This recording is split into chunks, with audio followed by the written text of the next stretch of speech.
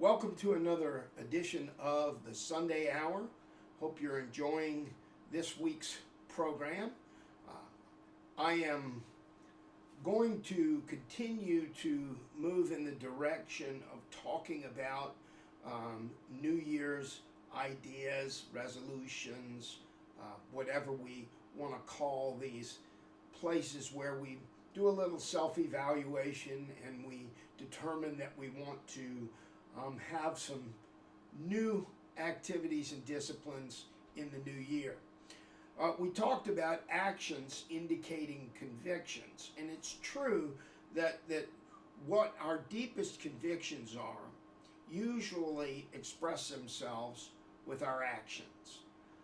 There are times, of course, where things are not in accord, but normally if we believe something is important, we act on it. If we have sort of a laissez-faire, it's not really that important, it gets shuffled and we don't act on it. Our deepest desires are the things that we act out most. And what our mind is set on determines what our heart is set on, and all of that leads to our actions. Now, when talking about actions, specifically with relation to goals, I often teach young people that an action leads to a consequence. In fact, I also teach, when I teach business classes, actions equal consequence. If we want a certain consequence, we want to reach a certain goal, that's going to predetermine our actions. If we want to live a certain lifestyle, if we want to do certain things, that's going to determine the consequence. We can be in a place where we're happy with both our actions and our consequences, but one determines the other. We can't choose an action that has a consequence that doesn't line up. For example, I can't say that I want to get in peak physical condition and give no time and attention in my day to actually exercising, stretching, and doing what's necessary to elevate my physical condition. Proper eating, proper management of my energies, one leads to the other. Or I can say, I tell this to my students quite often, I want to play video games all day, but I'm not going to have A's, because getting an A in class requires that I put some time aside to study. So actions and consequences follow.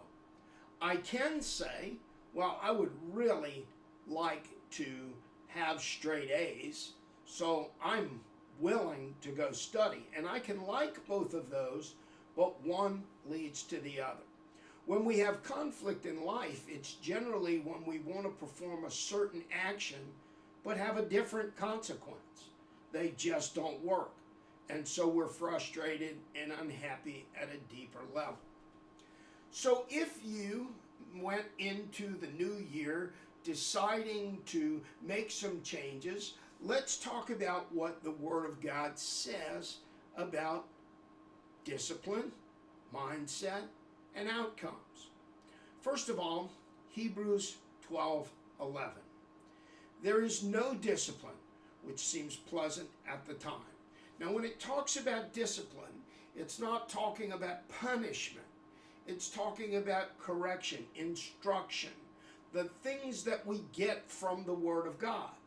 2 Timothy 3:16 tells us that all Scripture is inspired by God and that it is profitable for reproof, for reproving what we should do, for instruction, for correction.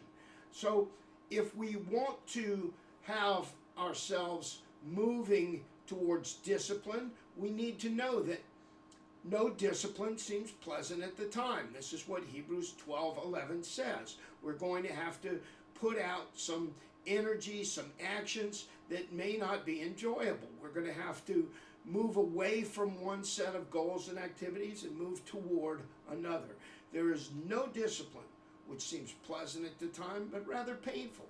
Later on, however, there is a harvest of righteousness for those trained by it. So, as we enter this new year, as we put into place our resolutions, don't get frustrated if it didn't all work out at first. Don't give up, but realize that the disciplining of ourselves towards godly goals is going to take some sacrifice and may not be pleasant at the time. But focus on the outcome. Focus on where you want to be. Focus on that consequence. I want to please God in my actions. I want to be a better person in line with biblical principles. So, I'm going to change this. I'm going to change that. Stay focused on the outcome so that you will stay the course and keep yourself disciplined. Next time, we'll talk about the next step in that process. The first step, enduring the discipline and focusing on the outcomes. Have a great Sunday.